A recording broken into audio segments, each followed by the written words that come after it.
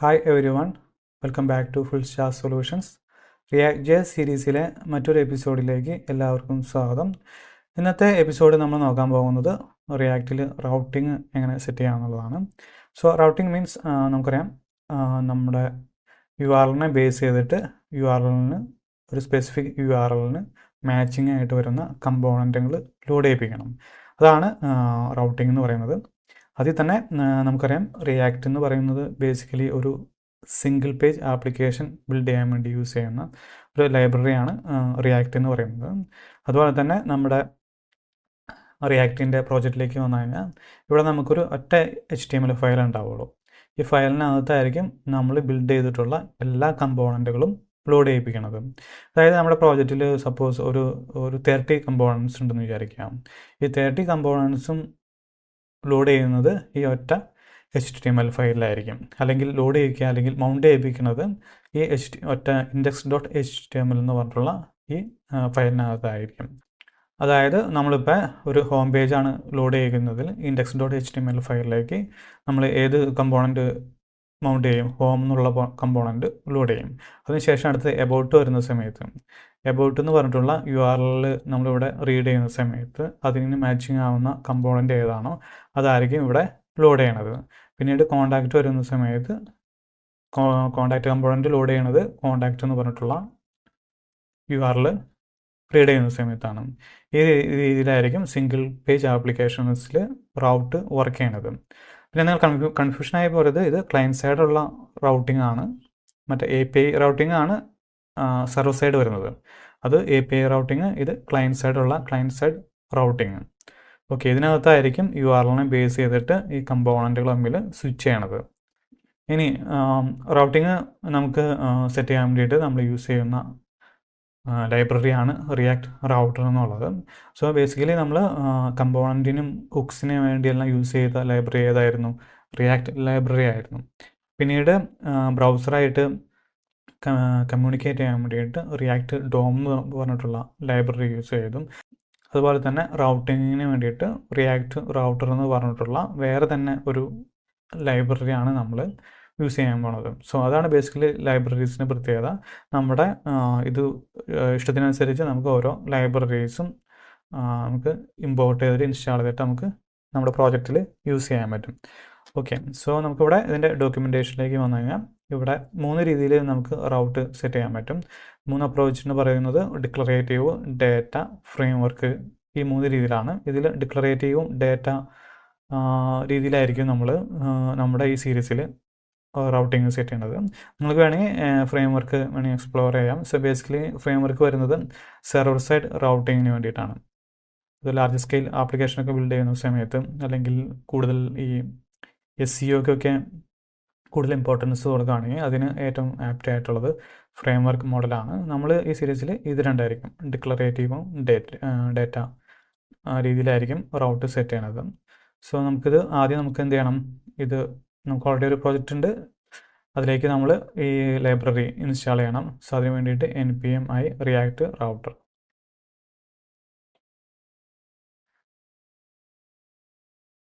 Okay, നമ്മൾ ആദ്യം ചെയ്യാൻ പോകുന്നത് നമ്മുടെ ടോപ്പ് ലെവൽ കമ്പോണൻ്റായ app.jsxൽ വന്നിട്ട് ഒരു കമ്പോണൻറ്റ് റാപ്പ് ചെയ്യണം. സോ അതിന് വേണ്ടിയിട്ട് ഇമ്പോർട്ട് ബ്രൗസർ റൗട്ടർ എന്ന് പറഞ്ഞിട്ടുള്ളൊരു കമ്പോണൻ്റ് ഉണ്ട്. കമ്പോണൻറ്റ് റിയാക്ട് റൗട്ടർ പ്രൊവൈഡ് ചെയ്യുന്നുണ്ട്. ഇത് നമ്മൾ ടോപ്പ് ലെവലിൽ വന്നിട്ട് റാപ്പ് ചെയ്യുന്ന സമയത്താണ് നമുക്ക് എന്ത് പോസിബിൾ ആവുന്നത്? URLനെ ബേസ് ചെയ്തിട്ട് കമ്പോണൻറ്റുകൾ ലോഡ് ചെയ്യാൻ സാധിക്കുന്നത്. സോ നമുക്കിവിടെ വന്നിട്ട് ഇതിനെ റാപ്പ് ചെയ്യാം. സോ ഇവിടെ div റിമൂവ് ചെയ്തിട്ട് ഇവിടെ ബ്രൗസർ റൗട്ടറിന് കൊടുക്കുകയാണ്. Browser router.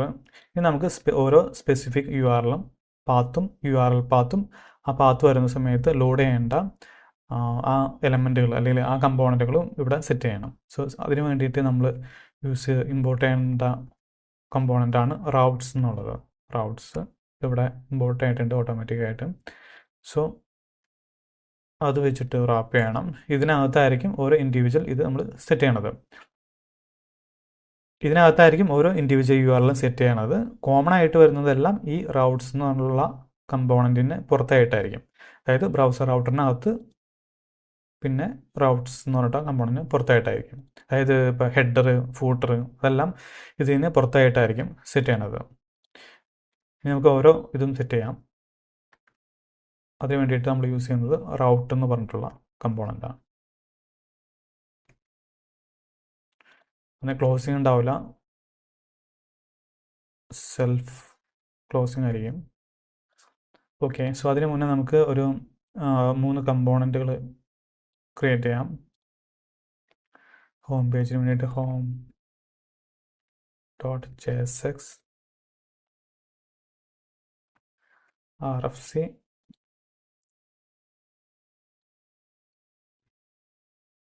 contact.jsx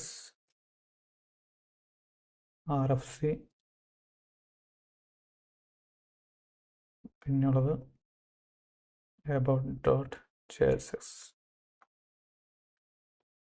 rfc. Okay, ഇനി ഇവിടെ വന്നു കഴിഞ്ഞാൽ app.jsx വന്നു കഴിഞ്ഞാൽ ഇവിടെ നമുക്കിവിടെ URL സെറ്റ് ചെയ്യാൻ പറ്റും. അതിന് വേണ്ടിയിട്ട് നമ്മൾ യൂസ് ചെയ്യുന്ന അട്രിബ്യൂട്ടാണ് പാത്ത് എന്നുള്ളത്. പാത്ത്, എന്നിട്ട് ഇവിടെ പാത്ത് കൊടുക്കാം. പാത്ത് ഇവിടെ ഹോം പേജ് ആണെങ്കിൽ സ്ലാഷ് മാത്രമായിരിക്കുമല്ലോ, സ്ലാഷ് കൊടുക്കുക. എന്നിട്ട് എലമെൻറ്റിലാണ് നമുക്ക് കമ്പോണൻറ്റ് കൊടുക്കേണ്ടത്.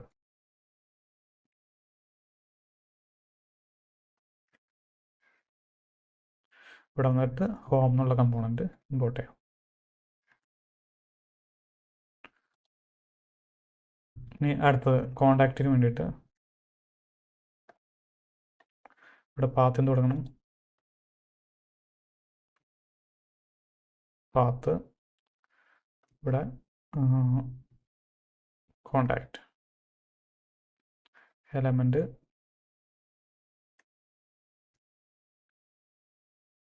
Contact.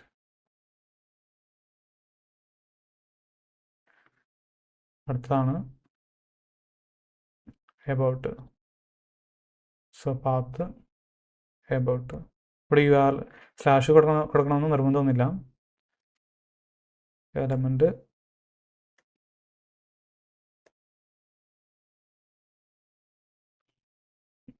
About. So 3 URL set ചെയ്തിട്ടുണ്ട്. നമുക്ക് ചെക്ക് ചെയ്ത് നോക്കാം. സോ ഇവിടെ വന്നു കഴിഞ്ഞാൽ ഇപ്പോൾ ഹോം കമ്പോണൻറ്റ് ലോഡ് ആയിട്ടുണ്ട്. ഇനി ഇവിടെ അടുത്തതായിരുന്നു കോണ്ടാക്റ്റ് നമ്മൾ സെറ്റ് ചെയ്യുന്ന സമയത്ത് കോണ്ടാക്റ്റ് എന്ന് പറഞ്ഞിട്ടുള്ള കമ്പോണൻറ്റ് ഇവിടെ ലോഡ് ആയിട്ടുണ്ട്. അതുപോലെ തന്നെ ഏതാണ് എബൌട്ട് കമ്പോണൻറ്റും ലോഡ് ആയിട്ടുണ്ട്. പിന്നെ വരുന്നത് നമ്മളിവിടെ ഹോം പേജിന് വേണ്ടിയിട്ട് ഒരു ഡീഫോൾട്ട് URL സെറ്റ് ചെയ്തിട്ടുണ്ട്, പാത്ത് // കൊടുത്തിട്ട്. സോ നമുക്ക് ഇതിന് പകരമായിട്ട് നമുക്കിവിടെ ഇൻഡെക്സ് എന്ന് കൊടുത്താലും മതി. ഇൻഡെക്സ്. സോ ബേസിക്കലി ഇതൊരു ഇൻഡെക്സ് റൂട്ടായിട്ട് വർക്ക് ചെയ്യും. നമ്മുടെ ആപ്പ് ലോഡ് ചെയ്യുന്ന സമയത്ത് ആദ്യം ലോഡ് ചെയ്യുന്നത് ഹോം പേജ് ആയിരിക്കും. സോ അതിന് വേണ്ടിയിട്ടാണ് ഇൻഡെക്സ് റൂട്ട് സെറ്റ് ചെയ്യണത്. പിന്നെ നമുക്കറിയാം, ഇതുപോലെ നമ്മൾ മാനുവലായിട്ടായിരിക്കില്ല ഓരോ റൂട്ടും സെറ്റ് ചെയ്യണത്. നമ്മൾ ഏതെങ്കിലും ഒരു നാവ്ബാറിലുള്ള ഒരു ബട്ടണിൽ മെനൂസിൽ ക്ലിക്ക് ചെയ്യുന്ന സമയത്തായിരിക്കും ഓരോ പേജിലോട്ടും റീഡയറക്റ്റ് ചെയ്ത് പോകുന്നത്. സോ അതുകൊണ്ട് നമുക്ക് ഇവിടെ ഒരു നാവ്ബാർ സെറ്റ് ചെയ്യാം ഇനി. സോ അതിന് വേണ്ടിയിട്ട് ആദ്യം ഒരു കമ്പോണൻറ്റ് ക്രിയേറ്റ് ചെയ്യാണ്, navbar.jsx rfc navbar ക്രിയേറ്റ് ചെയ്തിട്ടുണ്ട്. എന്നിട്ട് നമുക്കിവിടെ app.jsx വന്നിട്ട് റൂട്ട്സ് എന്ന് പറഞ്ഞ കമ്പോണൻറ്റിന് മുകളിലായിട്ട് ഇത് സെറ്റ് ചെയ്യാം. കാരണം ഇത് കോമൺ ആയിട്ട് വരുന്ന കമ്പോണൻ്റ് ആണല്ലോ. സോ അതുകൊണ്ട് navbar ഇമ്പോർട്ട് ചെയ്തു. ഇനി ഇവിടെ വന്നു കഴിഞ്ഞാൽ നമ്മളിപ്പോൾ ഏത് പേജ് എടുത്താലും കോണ്ടാക്റ്റ്, അതുപോലെ തന്നെ എബൌട്ട് ഏത് ഇത് നോക്കിയാലും അതിൽ കോമൺ ആയിട്ട് navbar എന്ന് പറഞ്ഞ കമ്പോണൻറ്റ് ഉണ്ടാകും. നമുക്കിനി ഇതിന് സ്റ്റൈൽ കൊടുക്കണം. navbarന് മെനൂസ് ആഡ് ചെയ്യാൻ വേണ്ടിയിട്ട് navbarലേക്ക് വന്നു കഴിഞ്ഞാൽ നമുക്കൊരു കാര്യം ചെയ്യാം, സ്റ്റൈലിങ്ങിന് വേണ്ടിയിട്ട് Tailwind CSS യൂസ് ചെയ്യാം. സോ അതുകൊണ്ട് നമുക്ക് ആദ്യം Tailwind CSS ഇൻസ്റ്റാൾ ചെയ്യണം. Tailwind CSS വെബ്സൈറ്റിലേക്ക് വരാം, ഗെറ്റ് സ്റ്റാർട്ടഡ്. ഇത് Tailwind CSS അറിയില്ലെങ്കിൽ ഇത് വേറെ ഒന്നുമില്ല, നമ്മൾ ബേസിക്കലി എങ്ങനെയാണ് ഒരു ക്ലാസ് ക്രിയേറ്റ് ചെയ്യണത്. ഇപ്പോൾ app.jsx വന്നു കഴിഞ്ഞാൽ നമ്മൾ സ്റ്റൈൽ കൊടുക്കാൻ വേണ്ടിയിട്ട് നമ്മളിപ്പോൾ എങ്ങനെയായിരിക്കും ഒരു ക്ലാസ് നെയിം എന്ന് പറഞ്ഞിട്ട് ഒരു ഇത് ക്രിയേറ്റ് ചെയ്യും. ക്ലാസ് നെയിം, എന്നിട്ട് അതിന് നമ്മൾ തന്നെയാണ് ഒരു പേര് കൊടുക്കണം. നമ്മളിപ്പോൾ സാമ്പിൾ എന്നുള്ള പേര് കൊടുക്കും. ദെൻ അതിനുശേഷം app.css വന്നിട്ടാണ് നമ്മൾ ഇതുപോലെ പ്രോപ്പർട്ടീസ് ആഡ് ചെയ്യണത്. പക്ഷേ ടെയിൽവിൻ CSS യൂസ് ചെയ്യുന്ന സമയത്ത് നമുക്കിതുപോലെ എന്താ പറയുക, ഇതുപോലെ പ്രോപ്പർട്ടീസ് ഒന്നും ക്രിയേറ്റ് ചെയ്യേണ്ട. ക്ലാസ്സസ് ഓൾറെഡി ടെയിൽവിൻ CSS ഫ്രെയിംവർക്കിൽ അവർ ക്രിയേറ്റ് ചെയ്തിട്ടുണ്ട്. അത് നമ്മുടെ പ്രോജക്റ്റിലേക്ക് യൂസ് ചെയ്താൽ മാത്രം മതി. ഓക്കെ, ബാക്കിയുള്ളത് നമ്മൾ ചെയ്യണ സമയത്ത് നിങ്ങൾക്ക് മനസ്സിലാവും എങ്ങനെയാണ് യൂസ് ചെയ്യണമെന്നുള്ളത്. ഓക്കെ, സോ അതുകൊണ്ട് നമുക്ക് ആദ്യം ഇത് ഇൻസ്റ്റാൾ ചെയ്യണം. ഇവിടെ വീറ്റിൻ്റെ ഇൻസ്റ്റാളേഷൻ പറഞ്ഞിട്ട് നമുക്ക് ആദ്യം പ്രോജക്റ്റ് ക്രിയേറ്റ് ചെയ്യണം. അത് നമുക്ക് ഓൾറെഡി പ്രോജക്റ്റ് ക്രിയേറ്റ് ചെയ്തിട്ടുണ്ട്. സോ അതുകൊണ്ട് അത് വേണ്ട. പിന്നീടുള്ളത് ടെയിൽവിൻ CSS ഇൻസ്റ്റാൾ ചെയ്യാം. ടെയിൽവിൻ CSSനകത്തായിരിക്കും നമ്മൾ യൂസ് ചെയ്യാൻ പോകുന്ന എല്ലാ യൂട്ടിലിറ്റി ക്ലാസ്സസും ഉള്ളത്. പിന്നീടുള്ളത് വീട്ടിൽ കോൺഫിഗർ ചെയ്യാൻ വേണ്ടിയിട്ടുള്ള ഒരു ലൈബ്രറി ഉണ്ട്. ഇത് രണ്ടാണ് നമുക്ക് ഇൻസ്റ്റാൾ ചെയ്യേണ്ടത് ആദ്യം. സോ നമുക്കിവിടെ കോപ്പി ചെയ്യാം. ഇവിടെ രണ്ടാമത്തെ സ്റ്റെപ്പ് പറഞ്ഞായിട്ട് വീറ്റ് കോൺഫിഗ് ഫയലിൽ പോയിട്ട് കോൺഫിഗർ ചെയ്യാം ടെയിൽവിൻ്റെ ഇൻസ്റ്റാൾ ചെയ്യാണ്ട്. സോ നമുക്കിവിടെ വന്നിട്ട് വീറ്റ്.config ഫയൽ വരാം. ആദ്യം നമുക്കിത് ഇമ്പോർട്ട് ചെയ്യണം. ഇമ്പോർട്ട് ടെയിൽവിൻ CSS ഇമ്പോർട്ട് ചെയ്തിട്ടുണ്ട്. ദെൻ ഇവിടെ നമ്മൾ കോൺഫിഗറേഷനിൽ ഇവിടെ പ്ലഗിൻസിൽ ഓൾറെഡി റിയാക്ട് അവർ കോൾ ചെയ്തിട്ടുണ്ട്. അതുപോലെ തന്നെ കോമറ്റ് ഇട്ട് ടെയിൽവിൻ CSSും കോൾ ചെയ്യാം. ടെയിൽവിൻ CSS.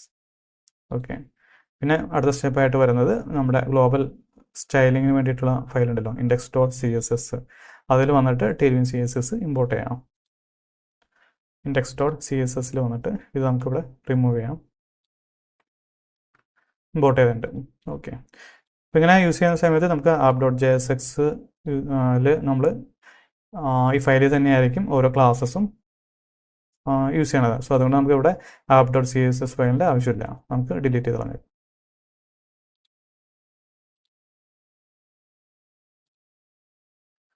ഇനി നമുക്ക് സ്റ്റൈൽ കൊടുക്കാം.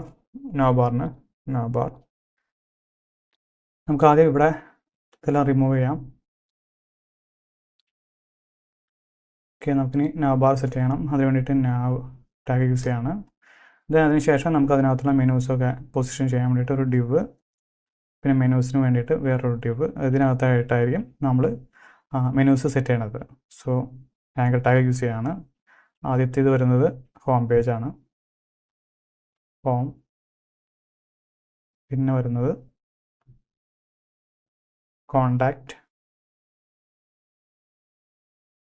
കോണ്ടാക്റ്റിലേക്കുള്ള മെനു, പിന്നെ എബൌട്ട്.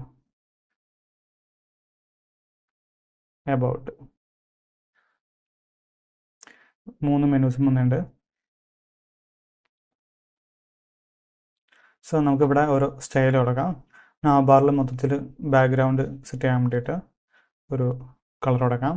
സോ ക്ലാസ് നെയിം, ബാക്ക്ഗ്രൗണ്ടിന് വേണ്ടിയിട്ട് യൂസ് ചെയ്യുന്ന ക്ലാസ്സാണ് BG എന്നുള്ളത്.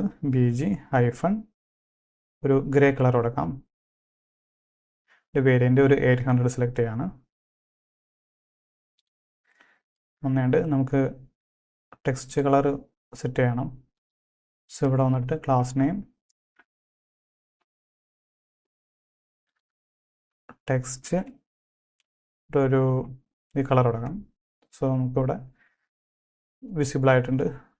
പാഡിങ് ഒന്ന് സെറ്റ് ചെയ്യാം. സോ ടോപ്പിലോട്ടുള്ള പാഡിങ്ങിന് വേണ്ടിയിട്ട് y ആക്സിസിൽ നമുക്കൊരു 4 കൊടുക്കാം. ഓക്കെ, ഇനി നമുക്കിവിടെ ഗ്യാപ്പ് മെനൂസിൻ്റെ പൊസിഷൻ സെൻറ്ററിലേക്ക് ആക്കാം. സോ അതിന് വേണ്ടിയിട്ട് ഈ div ഇവിടെ യൂസ് ചെയ്യാം. സോ അതിന് വേണ്ടിയിട്ട് class name flex justify centre ആയിട്ടുണ്ട്. പിന്നെ ഇത് തമ്മിലുള്ള ഗ്യാപ്പ് ഒന്ന് സെറ്റ് ചെയ്യാൻ വേണ്ടിയിട്ട് ഈ ഡിവിനകത്ത്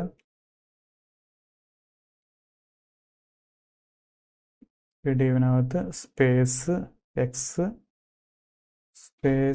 എക്സ് ആക്സിസിൽ 20 സെറ്റ് ചെയ്യാം. ഇപ്പോൾ ഇവിടെ ഗ്യാപ്പ് വന്നിട്ടുണ്ട്. ഓക്കെ, സോ നമ്മളിവിടെ എ ടാഗാണ് യൂസ് ചെയ്തേക്കുന്നത്. എ ടാഗിൻ്റെ ഒരു പ്രശ്നം എന്താണെന്ന് വെച്ച് കഴിഞ്ഞാൽ നമ്മളിവിടെ ക്ലിക്ക് ചെയ്യുന്ന സമയത്ത് ഇവിടെ കോണ്ടാക്റ്റിൽ ഇപ്പം ക്ലിക്ക് ചെയ്യുന്ന സമയത്ത് ഈ പേജ് മൊത്തത്തിൽ റിഫ്രഷ് ആയിക്കൊണ്ടിരിക്കുകയാണ്. ഓക്കെ, സോ നമുക്കറിയാം റിയാക്ട് യൂസ് ചെയ്യുന്ന സമയത്ത് അങ്ങനെ പേജുകൾ റിഫ്രഷ് ചെയ്യാൻ പാടില്ല. റിഫ്രഷ് ആവാതെ തന്നെ കമ്പൗണ്ടുകൾ തമ്മിൽ സ്വിച്ച് ചെയ്തിട്ട് മാറിക്കൊണ്ടിരിക്കണം. സോ അതിന് വേണ്ടിയിട്ട് നമുക്ക് റിയാക്ട് റൗട്ടർ പ്രൊവൈഡ് ചെയ്യുന്ന ഒരു കമ്പോണൻ്റ് ആണ് ലിങ്ക് എന്നുള്ളത്. ഈ ലിങ്ക് യൂസ് ചെയ്തിട്ട് നമുക്ക് നാവിഗേഷൻ സെറ്റ് ചെയ്യാൻ പറ്റും. റീഫ്രഷ് ആവാതെ തന്നെ നാവിഗേഷൻ സെറ്റ് ചെയ്യാൻ പറ്റും. സോ അതുകൊണ്ട് നമുക്ക് ആദ്യം ലിങ്ക് ഇമ്പോർട്ട് ചെയ്യാം. Import link. ഈ ലിങ്ക് ആയിരിക്കും ഇവിടെ എ ടാഗിന് പകരമായിട്ട് നമ്മൾ യൂസ് ചെയ്യാൻ പോണത്.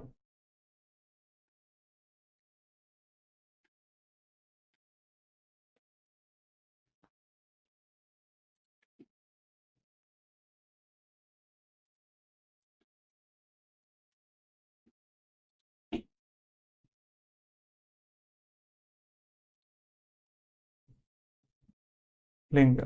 ഈ ലിങ്കിൻ്റെ കൂടെ തന്നെ ഒരു ആട്രിബ്യൂട്ട് വരുന്നുണ്ട്, ടു എന്ന് പറഞ്ഞിട്ട്. ഈ ടു ആയിരിക്കും ഇവിടെ hrefന് പകരമായിട്ട് യൂസ് ചെയ്യണത്.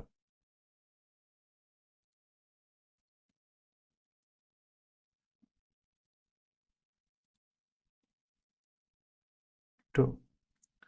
ഓക്കെ, ഇനി നമുക്കിവിടെ ക്ലിക്ക് ചെയ്യാം. ഇവിടെ കോണ്ടാക്റ്റിൽ ക്ലിക്ക് ചെയ്യുന്ന സമയത്ത് പേജ് റീഫ്രഷ് ആവാതെ തന്നെ നമ്മുടെ പേജിലോട്ട് പോകുന്നുണ്ട്. ഓക്കെ, ഇങ്ങനെയാണ് നമുക്ക് ലിങ്ക് കമ്പോണൻറ്റ് യൂസ് ചെയ്തിട്ട് മെനു സെറ്റ് ചെയ്യണത്.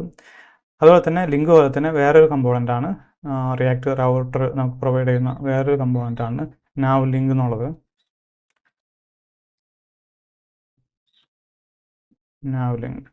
നാവ് ലിങ്ക് ഓൾമോസ്റ്റ് ലിങ്ക് പോലെ തന്നെ സെയിം ആണ്.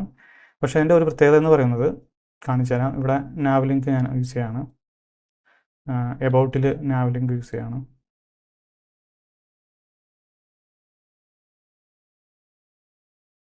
നാവ് ലിങ്ക്.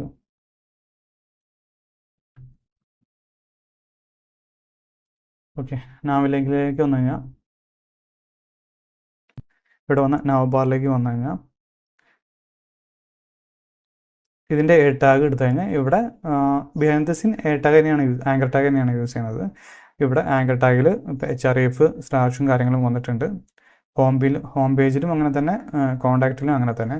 പക്ഷേ എബൌട്ടിലോട്ട് വന്നു കഴിഞ്ഞാൽ ഇവിടെ ക്ലാസ് എന്ന് പറഞ്ഞിട്ടുള്ള ഒരു ആട്രിബ്യൂട്ട് വന്നിട്ടുണ്ട്.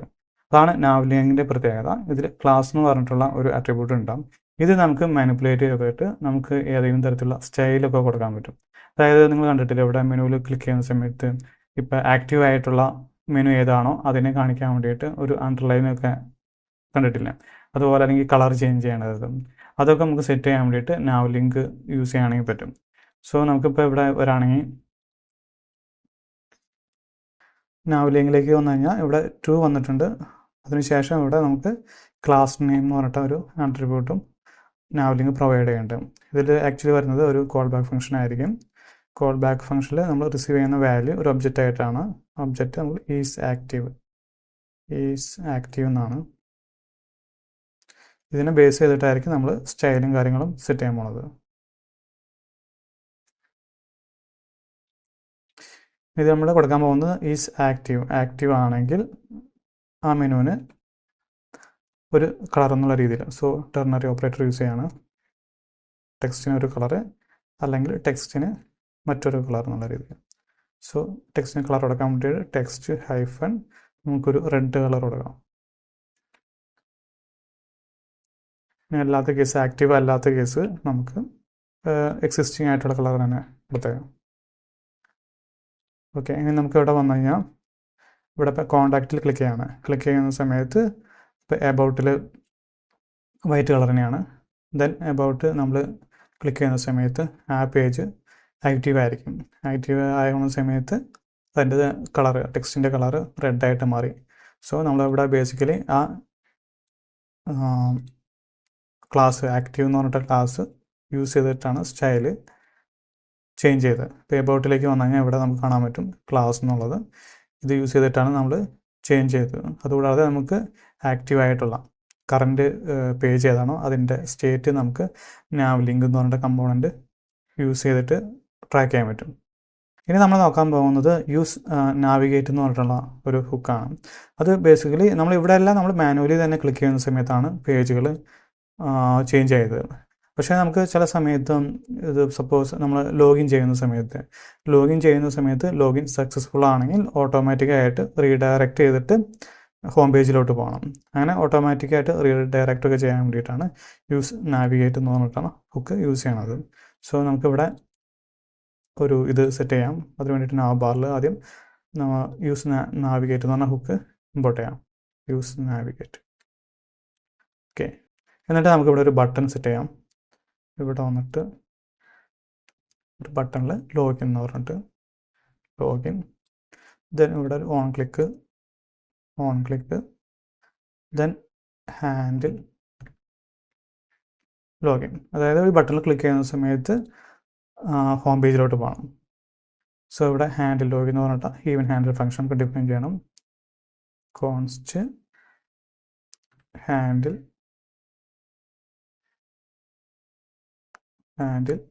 ലോഗിൻ.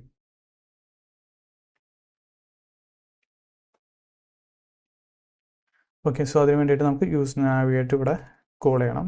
യൂസ് നാവിഗേറ്റ് കോൾ ചെയ്യണം. ദെൻ നമുക്കിത് ഒരു വേരിയബിളിലേക്ക് സ്റ്റോർ ചെയ്യാം. Const navigate.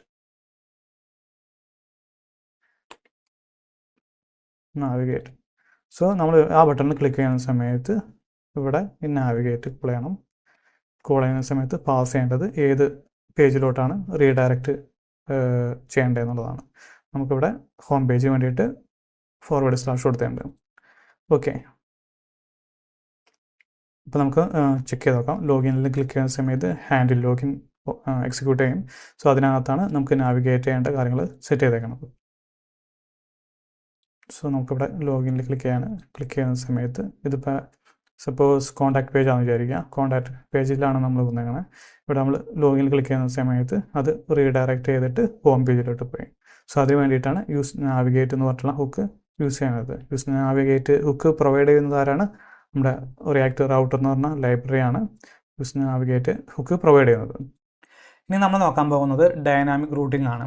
അതായത് നമ്മൾ ഇതുവരെ നോക്കിയതൊക്കെ എങ്ങനെയായിരുന്നു? ഇവിടെ യു ആർ എൽ എല്ലാം സ്റ്റാറ്റിക് ആയിരുന്നു. ഇവിടെ സ്ലാഷ് എബൌട്ട് എന്നുള്ള യു ആർ എൽ വരുന്ന സമയത്താണ് എബൌട്ട് എന്ന് പറഞ്ഞിട്ടുള്ള പേജ് ഇവിടെ ലോഡ് ചെയ്യണത്. പക്ഷേ ഇവിടെ ഒരു യൂസ് കേസ് വരാണ്. ഇവിടെ ഒരുപാട് പ്രോഡക്റ്റുകൾ ലിസ്റ്റ് ചെയ്തിട്ടുണ്ട്. അതിൽ ഒരു പ്രോഡക്റ്റിൽ ക്ലിക്ക് ചെയ്യുന്ന സമയത്ത് ആ സ്പെസിഫിക് പ്രോഡക്റ്റിൻ്റെ ഡീറ്റെയിൽസ് പേജിലോട്ട് പോകണം. അങ്ങനെ വരുന്ന സമയത്ത് നമുക്കിവിടെ ഡൈനാമിക് റൂട്ട് ഇംപ്ലിമെൻറ്റ് ചെയ്യാൻ പറ്റും. അതായത് ഇതിൻ്റെ ലോജിക്ക് വരുന്നത് എങ്ങനെയാണ്? ഇപ്പോൾ ഓരോ പ്രോഡക്റ്റിനും ഓരോ ഐ ഡി ഉണ്ടാവുമല്ലോ. അപ്പോൾ ഇവിടെ പ്രോഡക്റ്റിൽ ക്ലിക്ക് ചെയ്യുന്ന സമയത്ത് ഇവിടെ നമ്മൾ യു ആർ എൽ കോൾ ചെയ്യും. അപ്പോൾ യു ആർ എൽ എങ്ങനെയായിരിക്കും വരുന്നത്? സ്ലാഷ് പ്രോഡക്ട്സ് എന്ന് പറഞ്ഞിട്ട് ദെൻ ഇവിടെ നമ്മൾ ഐ ഡി പാസ് ചെയ്യണം. അപ്പോൾ ഇതിപ്പോൾ 2 എന്നുള്ള ഐ ഡി ഉള്ള പ്രോഡക്റ്റ് ആണെങ്കിൽ p.id എന്ന് പറഞ്ഞിട്ട് അതിവിടുന്ന് പാസ് ചെയ്യും. സോ അപ്പോൾ യു ആർ എൽ എങ്ങനെ വരും? You are L products then 2 എന്ന് ഈ രീതിയിലായിരിക്കും വന്നത്. അത് ബേസിക്കലി യു ആർ എൽ വഴി നമ്മൾ ഡാറ്റ പാസ് ചെയ്യണം. അതിനുശേഷം നമ്മൾ ഒരു റൂട്ട് ഡിഫൈൻ ചെയ്യും. റൂട്ട് ഡിഫൈൻ ചെയ്യുമ്പോൾ നമുക്ക് അതിൽ റൂട്ട് പാരാമീറ്റർ സെറ്റ് ചെയ്യണം. സോ അവിടെ എങ്ങനെ വരും? പ്രോഡക്ട്സ് എന്ന് പറഞ്ഞിട്ട് അവിടെ നമുക്ക് ഒരു റൂട്ട് പാരാമീറ്റർ ബേസിക്കലി ഒരു പ്ലേസ് ഹോൾഡർ ആണ്, അല്ലെങ്കിൽ ഒരു വേരിയബിൾ ആണ്. അതിൽ നമ്മൾ ഒരു പേര് കൊടുക്കും. എന്തെങ്കിലും ഇപ്പോൾ പ്രോഡക്റ്റിൻ്റെ ഇതായതുകൊണ്ട് നമുക്ക് ഇഷ്ടമുള്ള പേര് കൊടുക്കാം. പ്രോഡക്റ്റിൻ്റെ ഐ ഡി ആയതുകൊണ്ട് നമുക്ക് പ്രോഡക്റ്റ് ഐ ഡി എന്ന് പറഞ്ഞു കൊടുക്കും. ഓക്കെ, സോ നമ്മൾ ഇങ്ങനെ പാസ് ചെയ്യുന്ന പ്രോഡക്റ്റിൻ്റെ ഐ ഡി ഈ ഇതിലുണ്ടാവും. ഈ പ്രോഡക്റ്റ് ഐ ഡി എന്ന് പറഞ്ഞിട്ടുള്ള ഈ റൂട്ട് പാരാമീറ്ററിലുണ്ടാവും. പിന്നീട് ഈ പ്രോഡക്റ്റ് ഡീറ്റെയിൽസ് പേജ് ലോഡ് ചെയ്യുന്ന സമയത്ത് നമ്മളിവിടെ യൂസ് പാരാംസ് എന്ന് പറഞ്ഞിട്ടുള്ള ഒരു ഹുക്ക് യൂസ് ചെയ്തിട്ട്, അത് റിയാക്ട് റൗട്ടറാണ് നമുക്ക് പ്രൊവൈഡ് ചെയ്യുന്നത്. യൂസ് പാരാംസ് ഹുക്ക് യൂസ് ചെയ്തിട്ട് ഈ പ്രോഡക്റ്റ് ഐ ഡിയിൽ സ്റ്റോർ ചെയ്തേക്കണം ഐ ഡി നമ്മൾ ആക്സസ് ചെയ്തിട്ട് പിന്നീട് നമ്മൾ സാധാരണ ചെയ്യുന്ന പോലെ തന്നെ ബാക്കെൻഡിൽ നിന്ന് ഈ പ്രോഡക്റ്റിൻ്റെ ഡാറ്റ ഫെച്ച് ചെയ്തിട്ട് ഇവിടെ ഇതിൻ്റെ ആ പ്രോഡക്റ്റിൻ്റെ ഡീറ്റെയിൽസ് ഇവിടെ ഡിസ്പ്ലേ ചെയ്യും. സോ ബേസിക്കലി ഇത് ഡൈനാമിക് റൂട്ടിംഗ് ഇങ്ങനെയാണ് വർക്ക് ചെയ്യണത്. സോ നമ്മുടെ ഇവിടെ പ്രോജക്റ്റിലേക്ക് വന്നു കഴിഞ്ഞാൽ ഇവിടെ 2 കമ്പോണൻറ്റ് ക്രിയേറ്റ് ചെയ്തിട്ടുണ്ട്. പ്രോഡക്റ്റ് ലിസ്റ്റും പ്രോഡക്റ്റുകളെല്ലാം ലിസ്റ്റ് ചെയ്യാൻ വേണ്ടിയിട്ട് പ്രോഡക്റ്റ് ലിസ്റ്റ് എന്ന് പറഞ്ഞിട്ടുള്ള ഒരു കമ്പോണൻ്റ് ഉണ്ട്. അതുപോലെ തന്നെ ഓരോ പ്രോഡക്റ്റിൻ്റെ ഡീറ്റെയിൽസ് പേജിന് വേണ്ടിയിട്ട് പ്രോഡക്റ്റ് ഡീറ്റെയിൽസ് എന്ന് പറഞ്ഞിട്ടുള്ള വേറൊരു കമ്പോണൻറ്റും ഉണ്ട്. സോ ഇതിനെ ഇത് ഞാൻ ഗിറ്റിലോട്ട് പുഷ് ചെയ്തിട്ടുണ്ട്. അപ്പോൾ നിങ്ങൾക്ക് ഈ 2 കമ്പോണൻറ്റിൻ്റെ കോഡ് നമുക്ക് ഗിറ്റ് ഹബിൽ നിന്ന് കോപ്പി പേസ്റ്റ് ചെയ്ത് കൊണ്ടുവരാം. സ്റ്റൈലിങ്ങിനും മറ്റും ഒരുപാട് ടൈം നമ്മൾ സ്പെൻഡ് ചെയ്യേണ്ടി വരും. ആദ്യം നമുക്ക് പ്രോഡക്റ്റ് ലിസ്റ്റിന് വേണ്ടിയിട്ടുള്ള ഇത് സെറ്റ് ചെയ്യാം. app.jsxൽ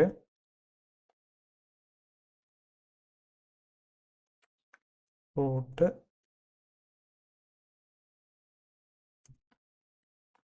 path products element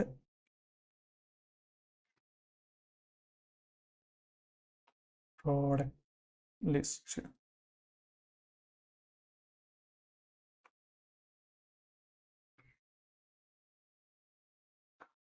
list okay. ഇത് നമുക്ക് നാവ്ബാറിൽ ആഡ് ചെയ്യാം.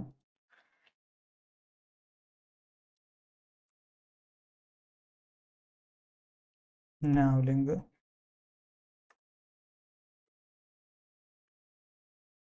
Products to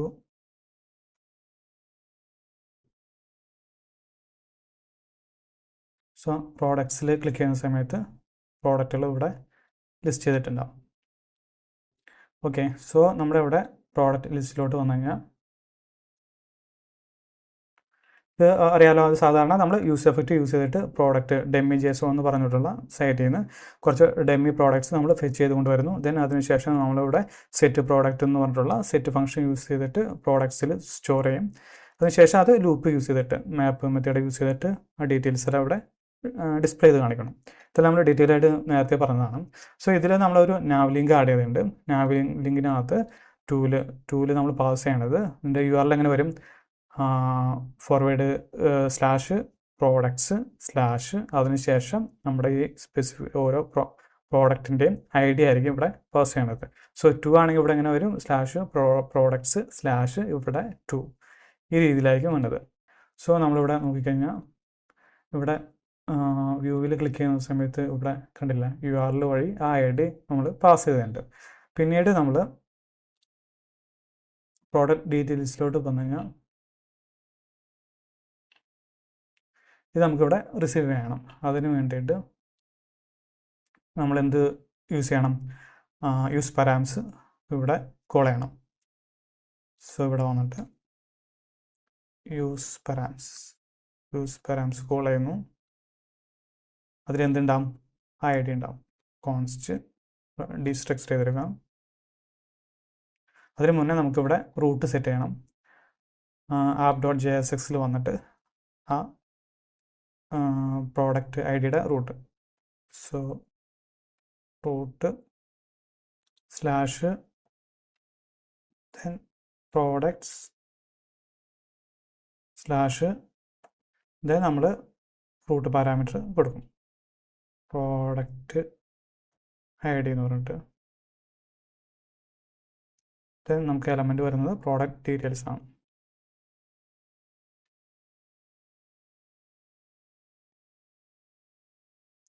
product details. Okay. So നമ്മൾ യൂസ് പാരാംസ് കോൾ ചെയ്യുന്ന സമയത്ത് ഡീസ്ട്രക്ചർ ചെയ്തെടുക്കേണ്ടത് വാല്യൂ എന്ന് പറയുന്നത് പ്രോഡക്റ്റ് ID ആയിരിക്കും.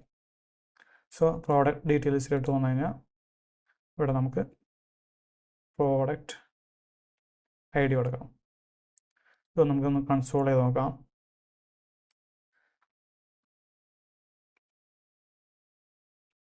Product ID. സോ ഇവിടേക്ക് വന്നു കഴിഞ്ഞാൽ വ്യൂ കണ്ടില്ല, ഇവിടെ പ്രോഡക്റ്റ് ID ഇവിടെ കൺസോൾ ആയുണ്ട്.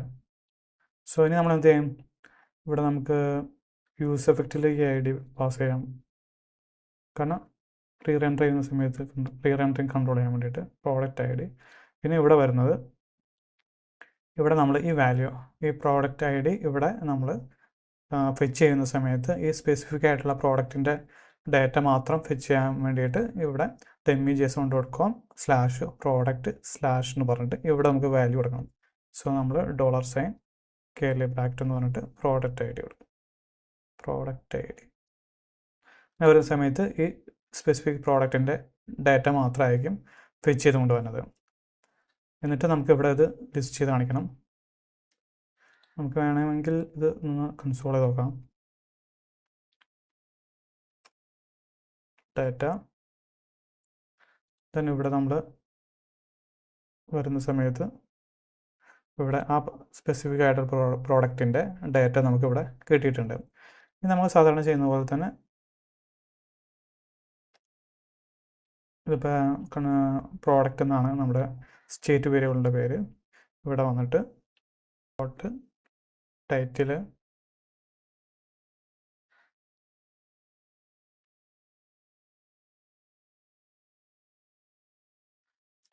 പ്രൈസിന് വേണ്ടിയിട്ട് പ്രോഡക്റ്റ് ഡോട്ട് പ്രൈസ്, പിന്നെ ഡിസ്ക്രിപ്ഷന് വേണ്ടിയിട്ട് ഡിസ്ക്രിപ്ഷൻ,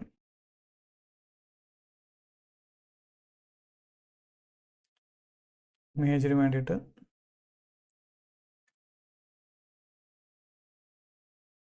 പ്രോഡക്റ്റ് ഡോട്ട് തമ്പനെയിൽ,